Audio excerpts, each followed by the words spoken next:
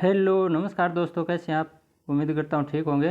Tricky IM with NL study में आपका स्वागत है दोस्तों। जैसा कि आपको विदित है, हम अनुपात समानुपात से संबंधित कुछ PYQ कर रहे थे और उसी कड़ी में हम आज आगे के कुछ महत्वपूर्ण प्रश्न लेके आए हैं। और इसमें समानुपात, साथियों, समानुपात से संबंधित आज हम सवाल हल करेंगे। समानुपात, फिर वित्तानुपात और फिर कुछ जटिल समस्याएं हैं उनसे संबंधित। तो समानुपात पर आधारित प्रश्नों में यदि देखो, ये A अनुपात B समानुपात C अनुपात D इस प्रकार से हों तो A और D, ये A और D ये बाह्य पद और B तथा C ये अंदर के हैं, यानी अंतःपद, मध्य पद कहलाते हैं। बाह्य पद और मध्य पद कौन से हैं? सवाल इस प्रकार भी पूछा जा सकता है। तो बाह्य पद A और D तथा मध्य पद B और C कब? जब समानुपात में हों, राशियां समानुपात में हों तब इस स्थिति में बाह्य पदों का गुणनफल, बाह्य पद कौन कौन से हैं? A और D, इनका गुणनफल मध्य पदों के गुणनफल के बराबर होता है दोस्तों। मध्य पद कौन कौन से? B और C तथा बाह्य पद कौन से हैं? A और D। अर्थात A अनुपात B समानुपात C अनुपात D में A और D यानी A और D इनका गुणनफल बराबर होगा किसके? B समानुपात C, यानी ये मध्य पद हैं, इनके गुणनफल के बराबर होगा B गुणा C के। अब इसका थोड़ा विस्तारित रूप करते हैं। तो अगर हमें यहाँ प्रथम पद A है, द्वितीय पद B है, तृतीय पद C है, चतुर्थ पद D है। तो अगर हमें प्रथम पद ज्ञात करना हो, इसी सूत्र के आधार पर अगर हमें प्रथम पद यानी A ज्ञात करना है, यहाँ से प्रश्न बना सकते हैं हम। अगर A ज्ञात करना है तो A के पास गुणा में क्या है? D। देखिए ध्यान से, A गुणा D, A के पास गुणा में क्या है? D, और बराबर में क्या है? B गुणा C। तो हम बराबर की जो संख्या कौन सी है? B गुणा C, B गुणा C, इसमें भाग लगा सकते हैं किसका? D का। तो A का मान ज्ञात करने के लिए B गुणा C में D का भाग। इसी प्रकार अगर हमें D ज्ञात करना है तो D के लिए बराबर में क्या है? B गुणा C, इसको यथावत रहने देते हैं और इसमें भाग लगा देते हैं किसका? D का गुणा क्या है? D के गुणनफल में A है ना, A, D का गुणा A से है तो A का भाग बराबर की संख्या में लगा देते हैं। B गुणा C में भाग लगा दिया A का। इस प्रकार यदि A का मान ज्ञात करना है तो A के साथ किसका गुणा हुआ है? D का, उसका भाग लगा देंगे बराबर की संख्या में, बराबर में है B गुणा C। और D का मान ज्ञात करना है तो D के पास गुणा में क्या है? A, इसका बराबर की संख्या में यानी B गुणा C में भाग लगा देंगे। इसी प्रकार यदि हमें तृतीय पद यानी B ज्ञात करना है, कौन सा? तृतीय पद अर्थात B ज्ञात करना है, तो बराबर B के बराबर में क्या है? ध्यान से देखिए, ये B, इसके बराबर में A गुणा D है, A गुणा D, इसमें भाग लगा देंगे किसका? C का। ये B के गुणा में C है तो इसका बराबर की संख्या में भाग लगा देंगे। इसी प्रकार यदि हमें C का मान ज्ञात करना है तो C के गुणा में क्या है? B, इस B का भाग लगा देंगे बराबर की संख्या में। बराबर की राशियाँ कौन से हैं? A गुणा D, A गुणा D। इस प्रकार एक सूत्र से ये A गुणा D बराबर B गुणा C, यानी पहला पद और चतुर्थ पद, प्रथमानुपाती चतुर्थानुपाती, इनका गुणनफल बराबर किसके है? द्वितीय अनुपाती या मध्य अनुपाती गुणा तृतीय अनुपाती, B गुणा C के। और इनके आधार पर हम 4 प्रकार से प्रश्नों को हल कर सकते हैं। आगे देखिए इससे संबंधित कुछ क्वेश्चन, जैसे ये है 5, 9 और 10 का चतुर्थानुपाती क्या है? चतुर्थानुपाती हमें ज्ञात करना है। तो अभी हमने पीछे D का मान ज्ञात किया था, यानी पहला पद क्या है? 1 की जगह इसमें 5 आया, अनुपात बी की जगह क्या आया इसमें 9 और सी की जगह क्या आया है 9 और सी की जगह डी की जगह 10 है, यानी प्रथमानुपाती क्या है 5। सॉरी हमने ये थोड़ा सा गलत लिख दिया यहाँ, तृतीय अनुपाती है 10।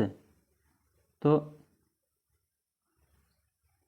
दोबारा से देखिए, पहला पद 5 है, दूसरा पद 9 और तीसरा पद 10। चौथा पद क्या है चौथा अनुपात अर्थात चतुर्थ अनुपाती पता नहीं क्या है, हम x मान लेते हैं इसको।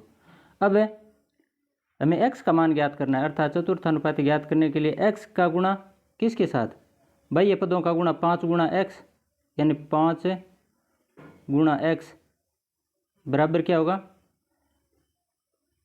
द्वितीय और तृतीय पद का गुणा 9 गुणा 10। ऐसे अभी हमने पीछे पढ़ा है 9 गुणा 10। तो यहाँ x का मान ज्ञात करने के लिए यानी x बराबर क्या होगा 9 गुणा 10 बटा x का गुणा क्या है 5, इसका भाग लगा दो, बराबर क्या आता है ये 5 से कट जाते हैं, 5 दुए 10 और 9 दुआ 18, अर्थात हमारा चतुर्थ अनुपाती क्या आ गया 18। इस प्रकार दोस्तों हम चाहे प्रथम पद है, चाहे द्वितीय पद है, चाहे तृतीय पद है, चाहे चतुर्थ पद है, हम आराम से ज्ञात कर सकते हैं। अगले सवाल में देखिए 16 और 40 का तृतीय अनुपाती क्या होगा। 16 और 40 का तृतीय अनुपाती ये समानुपात से नहीं है दोस्तों, ये वित्तानुपात से संबंधित प्रश्न है। वैसे आगे इस प्रकार के प्रश्न हल करेंगे, फिर भी मैं बता दूंगा, यहाँ बता देना चाहता हूँ। 16 प्रथम पद क्या है, इसमें प्रथम पद है 16। वित्तानुपात से संबंधित प्रश्न होते हैं उसको इस प्रकार से लिखा जाता है, प्रथम पद 16, द्वितीय पद और तृतीय पद ये एक जैसे होते हैं। द्वितीय पद इसमें हमें 40 लिखना है और तृतीय पद भी द्वितीय पद का स्क्वायर होता है, ये तृतीय पद हमें ज्ञात करना है। तो इसके लिए क्या करते हैं, पहला पद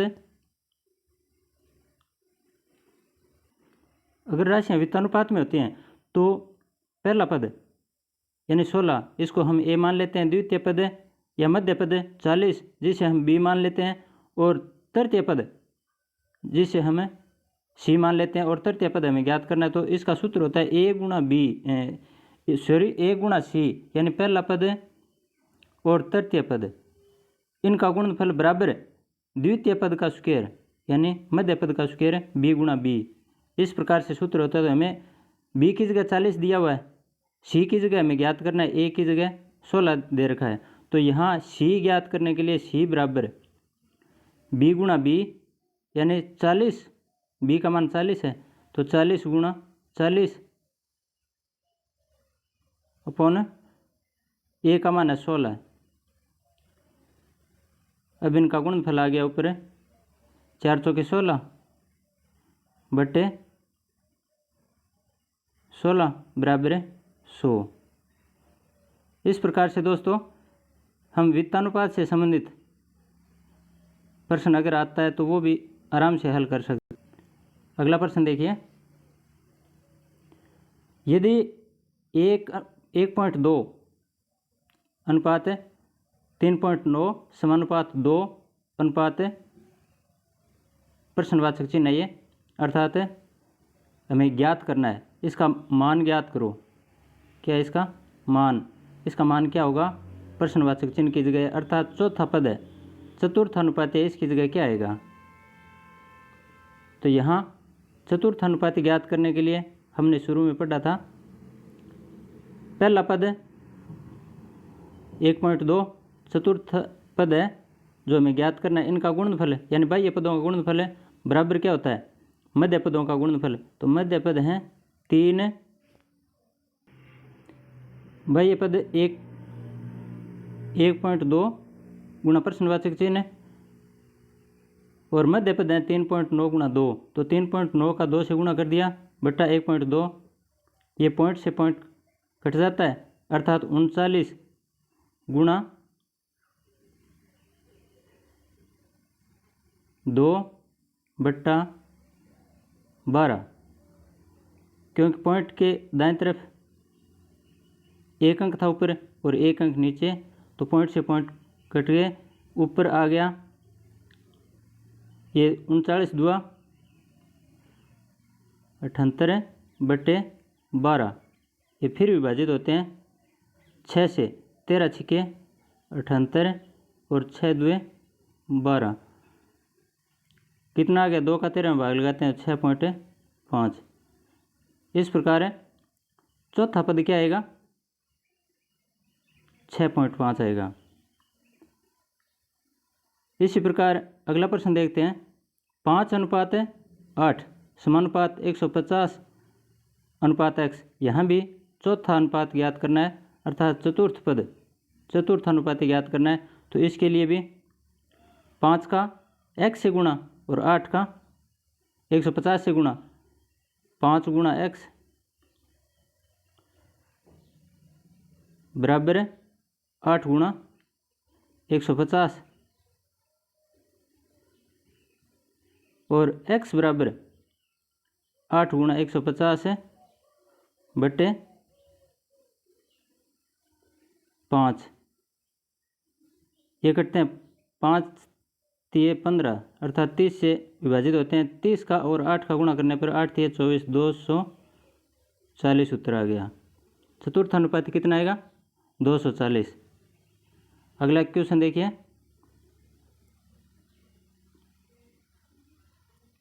यदि 5:8 समानुपात 15 अनुपात प्रश्नवाचक चिन्ह, तो इस प्रश्नवाचक चिन्ह की जगह क्या आएगा, मान बताइए।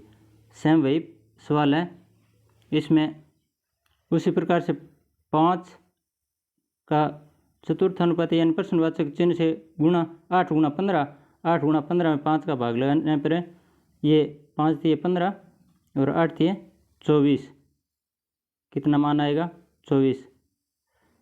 बिल्कुल सरल है दोस्तों, आराम से हम क्वेश्चन को हल कर सकते हैं। मैंने आपको पहले तरीका भी बताया था। जैसे अगला प्रश्न है, मैं बताऊं इससे पहले आप एक बार वीडियो रोक कर सवाल को हल करके देखिए, फिर कॉन्फिडेंस आएगा आप में और बहुत आसान तरीके से आप समझ जाओगे। जैसे ये प्रश्न है 12:18 समानुपात x अनुपात 21, यहाँ इनका गुणनफल x का 18 से गुणा और 12 का 21 से गुणा करने का मतलब है x का मान ज्ञात करना है तो 18 का भाग लगाइए। अगर पहले पद का यानी प्रथमानुपात है इसका मान ज्ञात करना है तो चौथे का भाग लगाओ, और चौथा ज्ञात करना है तो पहले का भाग लगाओ, दूसरा ज्ञात करना है तो तीसरे का भाग लगाओ, तीसरा ज्ञात करना है तो दूसरे का भाग लगाओ। ये समानुपात वाले प्रश्न होते हैं, उनकी बात बता रहा हूँ दोस्तों।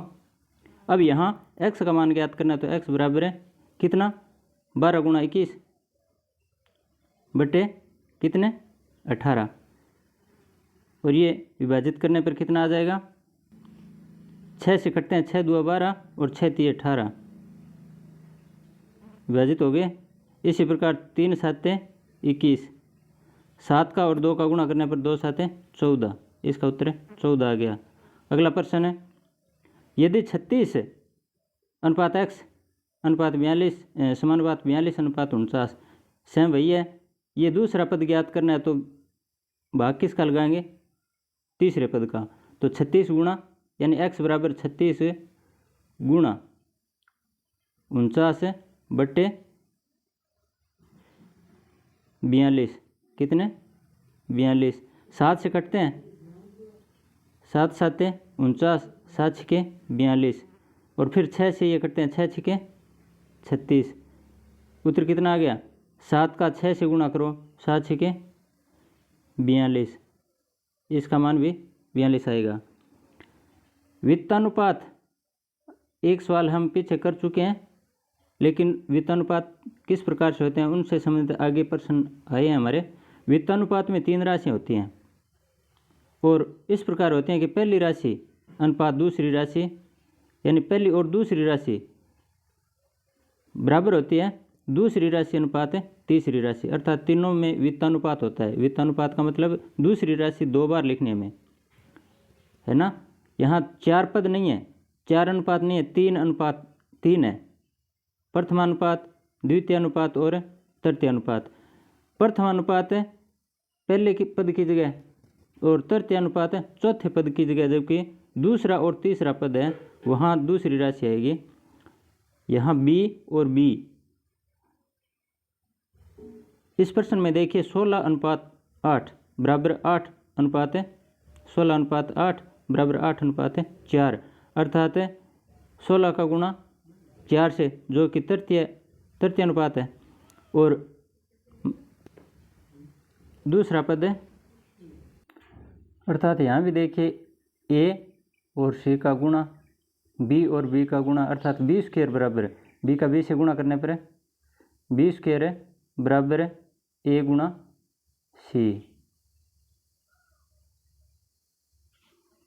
इसके भी आगे हम 2 रूप ज्ञात कर सकते हैं। जैसे अगर हमें ए ज्ञात करना है, यानी पहला पद ज्ञात करना है, तो बराबर में क्या है बी स्क्वायर, यानी बी गुणा बी बट्टे ए का गुणांक सी है तो सी का भाग लगा दिया। अगर बी ज्ञात करना है तो बी के लिए बराबर में क्या है ए गुणा सी, और ये स्क्वायर है, ये स्क्वायर हटाएंगे तो अंडर का निशान आ जाएगा, अर्थात बी बराबर है अंडर ए गुणा सी, यानी ए का सी से गुणा करके वर्गमूल ज्ञात कर लेते हैं। इस प्रकार से वित्तानुपात वाली जो राशि हैं उनको हल किया जाता है साथियों। इसके जो संबंधित प्रश्न है वो देख लीजिए। 9 और 25 का मध्य अनुपाती ज्ञात करना है इसमें, अर्थात मध्य अनुपाती के लिए मध्य पद बी है, बी स्क्वायर बराबर 9 गुणा 25, और बी अर्थात ये स्क्वायर हटाएंगे, ये स्क्वायर हटाना है हमें, तो बी बराबर ये अंडर आ जाएगा 9 गुणा 25 का वर्गमूल, और वर्गमूल ज्ञात करना आपको आता ही है। 9 का वर्गमूल 3 होता है, 25 का 5 और दोनों का गुणा, 5 थे 15, मध्य पद कितना आ गया 15। इसी प्रकार 12 और 30 का तृतीय अनुपात ज्ञात कीजिए। 12 और 30, यहाँ मध्य पद क्या है 30 है, तो 30 का 30 से गुणा, 30 को 2 बार लिखेंगे, पहला पद 12 है, और हमें तृतीय अनुपात अर्थात सी ज्ञात करना है। सी ज्ञात करने के लिए हमने क्या सूत्र लिया था, मध्य पदों का गुणा, यानी बी स्क्वायर 30 गुणा 30 बट्टा 12, इसका भाग लगा देते हैं। ये आगे 30 का 30 से गुणा करने पर 900 और बट्टे 12 का इसमें भाग लगाएंगे तो 12 7 84, बच गए 6, 12 5 60, अर्थात 75। बिल्कुल सरल है साथियों, थोड़ा सा ध्यान लगा लीजिए बस, इन सवालों में किसी प्रकार की कोई दिक्कत नहीं आएगी आपकी। 8 और 20 का तृतीय अनुपाती सेम वही सवाल है, 8 और 20 का, तो सीधा बता देता हूँ 20 गुणा 20 बट्टा 8, आगे आप हल कर लो खुद। 2 2 4 अर्थात 400 बट्टे 8, 8 5 40, 50 आ गया। 0.02 और 0.32 का मध्य अनुपाती, ये मध्य अनुपाती ज्ञात करना है तो बी स्क्वायर यानी बी बराबर क्या होगा √0.02 गुणा 0.32, ये पॉइंट हटाएंगे तो इनका गुणनफल वैसे आ जाता है 0.0064, 0.02 और 0.32 का गुणनफल कितना आता है? 0.0064।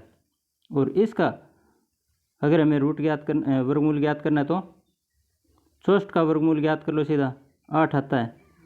और यहाँ जितने भी अंक हैं पॉइंट के बाद में 1, 2, 3, 4, इसके आधे पॉइंट के बाद में अंक आते हैं, तो 4 के आधे 2, एक तो 8 आ गया, दूसरा 0 लगा दो और यहाँ पॉइंट 0.08, अर्थात इसका वर्गमूल आ गया 0.08। यही बी का मान आएगा। अगला प्रश्न, ये तो हमने कर लिया 0. ये तो पीछे आ गया, दोबारा लिखा गया A6,9। यहाँ देखिए पहला पद A लिखा है, इसमें A6 और 9 वित्तानुपात में है, तो A का मान ज्ञात करना है। A के लिए वही बात, मध्य पद इसको 2 बार लिखो, 6 गुणा 6 और बट्टे 9। 6 का 6 से गुणा किया 36 बट्टे 9। 36 में 9 का भाग लगाने पर कितने आते हैं?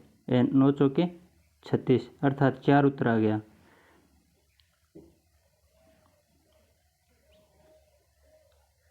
अब हम थोड़ा सा कुछ कठिन लेकिन सरल प्रश्न सरलानुपात में हमें चेंज करते हुए हल करने हैं। A अनुपात B उनकी तुलना में थोड़े से कठिन मान सकते हैं, लेकिन बिल्कुल आसान ढंग से मैं आपको बता दूंगा। A अनुपात B बराबर 5:7 हो तो 3A + 5B अनुपात 5A - 2B का मान ज्ञात कीजिए। यहाँ A B A B, बस ये ध्यान में रखने में, फिर कोई दिक्कत नहीं आएगी। A का गुणांक 3A में 1 का 3 से गुणा हुआ है, 5B में B का 5 से गुणा हुआ है, 5A में यहाँ देखिए 5A, तो इसका मतलब है 1 का 5 से गुणा, 2B में 2 का B से गुणा, बस यही याद रखना है हमें। और इसके आधार पर यहाँ A का मान कितना है? A अनुपात B बराबर 5:7। इसका मतलब है A का मान 5 है और B का मान है 7। समझ गए? जहाँ A आएगा वहाँ हमें 5 लिखना है और जहाँ B आएगा वहाँ हमें 7 लिखना है। अब आते हैं A B का मान रखने पर। A B का मान रखने पर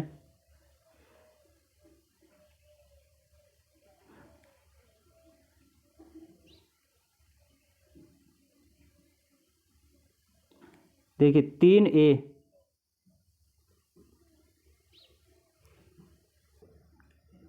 A और B का मान A की जगह कितना है? इसमें A की जगह 5, तो ये हमने 5 लिख दिया। B की जगह B का मान कितना है? जहाँ B आएगा वहाँ 7 लिखना है, ये 7 लिख दिया। तो अब 3A, 3 की जगह 3, A की जगह हमें 5 लिखना है क्योंकि A का मान 5 है।